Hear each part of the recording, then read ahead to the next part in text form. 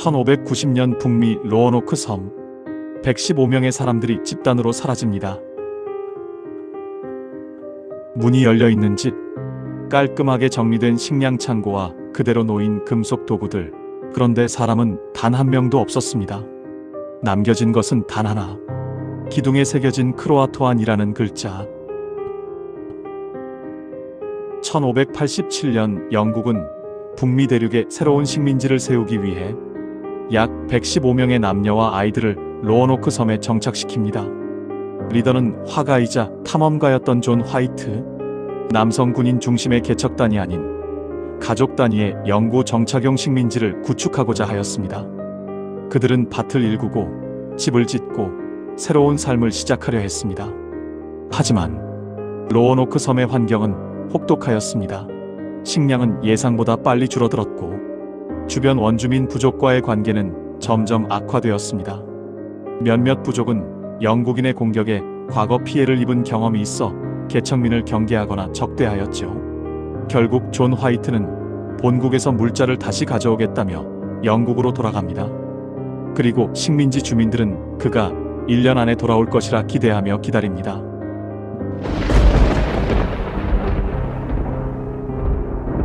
(1588년) 영국은 스페인과 아르마다 전쟁에 돌입하게 됩니다.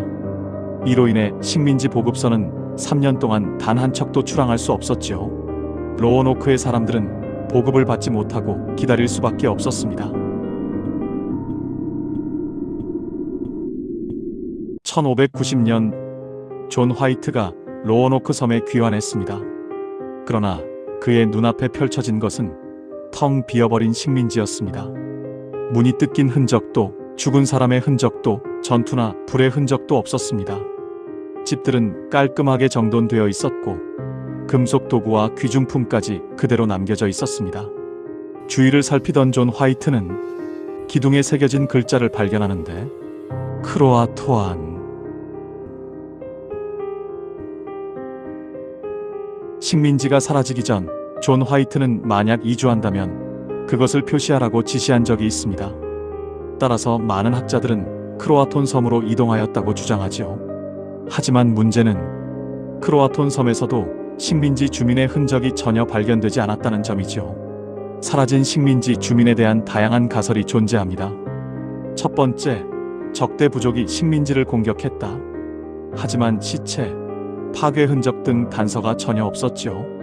두 번째, 크로아톤 부족과의 동화설. 굶주림으로 우호 부족에게 도움을 요청하였고 이를 인근 부족에서 수용하여 살았다는 가설입니다. 일부 문헌에서는 혼혈 후손 발견 기록과 최근 고고학에서 영국식 장신구 조각 발견 등 부분적 증거가 존재하지요. 하지만 전체 115명의 존재는 여전히 확인되고 있지 않습니다. 세 번째, 스페인군 납치설입니다. 당시 스페인은 영국 식민지 제거를 목표로 하고 있었으며 스페인 기록 중 영국 식민지 공백 확인이라는 문구가 존재한 점을 미루어 보아 확인이 가능하죠. 하지만 식민지 흔적을 이런 방식으로 처리한 정황이 없었죠. 마지막, 식민지 주민의 배를 통한 이동 중 침몰설. 식민지 주민 전체가 뗏목 또는 배로 이동 중 폭풍에 휘말려 침몰하여 실종된 가설입니다. 당시 케이프 해터러스는 북미 최고 난파 해역으로 알려져 있죠. 하지만 이 가설도 배 파편이나 해안 흔적이 전혀 발견할 수 없었다는 문제가 있습니다. 21세기 들어 고고학적 조사가 본격화되면서 로어노크에서 80km 떨어진 곳에서 영국산 도자기 조각, 화살촉, 금속 도구 파편 등이 발견된 것으로 일부 주민이 두 그룹으로 나뉘어 이동했을 가능성을 시사하고 있습니다. 또한 지역 부족 후손 일부 DNA에서 영국계 유전자가 확인되었으나 표본 부족으로 확정은 어려운 수치지요. 이외에도 로어노크 마을의 흔적이 서둘러 도망친 흔적이 아닌 계획된 철수로 가정하고 누군가의 공격이 아닌 주민 스스로 이동했을 가능성이 높을 것으로 학자들은 말합니다. 115명의 집단 실종. 로어노크 실종 사건은 400년이 지난 지금도 미국 역사상 가장 오래된 미스터리로 남아 있습니다. 그리고 단 하나의 단어, CROATOAN. 무엇을 말하고 싶었던 걸까요?